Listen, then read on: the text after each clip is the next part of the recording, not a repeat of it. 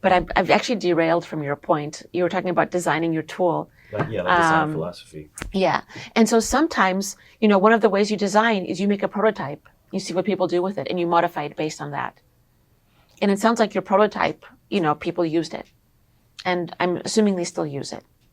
But you could probably tweak it afterwards if you wanted to modify it for a specific group of people. Yeah. Yeah, and that's the thing that is an issue, is that usually in Silicon Valley, where a lot of things are happening, is that the mentalities, I guess Facebook said this, is like, move fast and break things or stuff like that. Yeah. Which is the idea of like, make something people want to use it, yes or no. Which it seems like more like the sciencey approach, in the sense of like, you make a hypothesis, you test it, instead of asking, like people like, hey, you're hungry and you cannot buy food.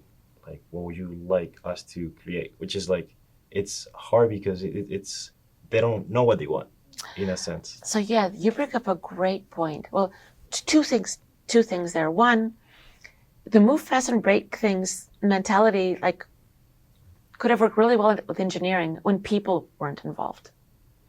Once you have people involved, it's important to protect the people.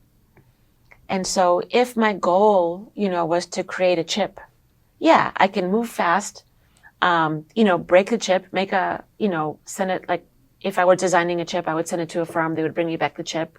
And if it didn't work, I would just keep doing that again and again and again and again. And that would be fine. The second, something that I build can affect an entire country like Myanmar. Breaking things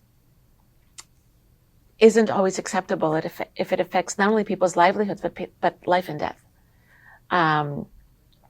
So this idea of, and